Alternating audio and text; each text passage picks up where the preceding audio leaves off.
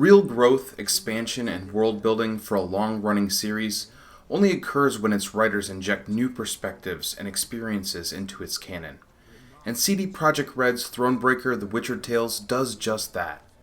The game follows the incredibly written story of Queen Meve, of Rivia and Lyria, before the events of the Witcher trilogy during the Second Nilfgaard War. The focus on a multifaceted heroine enduring a war-torn society is thoughtful and engaging. Throughout Meve's quest, you are tasked with navigating a tumultuous political environment, difficult moral and ethical choices that have lasting effects for you, your forces, and the continent at large, as well as a devastating invasion from the warmongering nation of Nilfgaard. Thronebreaker's gameplay walks an incredible tightrope. It synthesizes the mechanics of collectible card games, resource managers, and turn-based RPGs seamlessly, using the Witcher's in-house card game Gwent as its main form of combat. The brilliantly animated card deck you curate throughout the game represents the army you are commanding, and is a direct reflection of the choices you've made, the allies you've gained or lost, the puzzles you've solved, and the progress you've made in growing your camp. As Queen Meve, you and your army explore a beautifully illustrated overworld comprised of 5 sprawling maps, one for each act in the game. While exploring the 2D isometric world, you add numbers to your ranks at conscription points, unlock side quests by interacting with NPCs, improve the morale of your troops at roadside shrines, and collect resources in the form of wood and gold that you use to bolster the tents in your camp and, in turn, the overall strength of your army. You are accompanied throughout the quest by an evolving cast of multi-dimensional characters that, like your deck of cards, mirror your in-game choices. For instance, Isbel is a quasi-hippie sorceress that refuses to use her powers to harm your foes. Instead, she takes on the ever-important role of healer, supporting the well-being of your troops on the Gwent battlefield.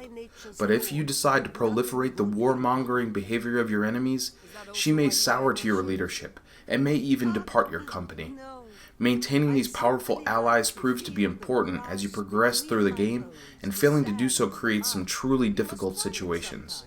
Thronebreaker possesses some of the most fantastic writing and voice acting that I have ever experienced in video games, and it's at its very best when you allow each of the cutscenes, inter-character discussions, and beautiful narration to wash over you.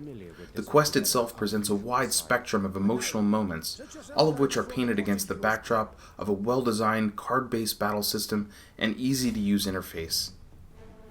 Throughout the game, you encounter Gwent Battles that serve to drive the story forward. They are broken down into a few different categories: standard, story, and puzzle battles. To achieve victory in a standard hand of Gwent, you must have a higher collective power than your opponent at the conclusion of 2 of the 3 rounds. You can increase or decrease your power by playing cards from your hand onto either the melee or ranged battlefield rows. Each card that you play has special abilities or attacks that either buff your army or cause damage to your opponent's troops. Some of the more complicated and nuanced hands of Gwent are found in the optional puzzle battles scattered throughout the continent. When you enter into a puzzle battle, you are presented with a special hand of cards that are unique and different from the card deck that you've been curating. With these cards and a limited number of turns, you must solve a puzzle or reach a goal that isn't always readily apparent, like removing corpses from the battlefield or eliminating a set of deranged cows. Deck building and resource management were given ample attention in the development of Thronebreaker. Both are accessed through your camp, which is the strategic home for your army.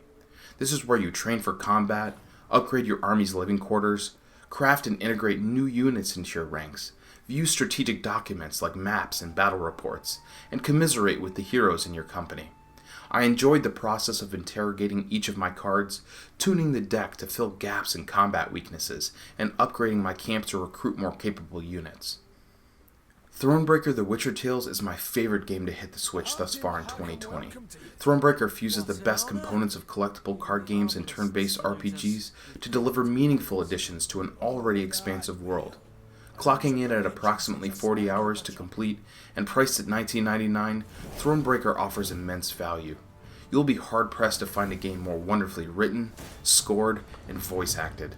I highly recommend this game to all Switch owners, even if you have evaded collectible card games or RPGs in the past.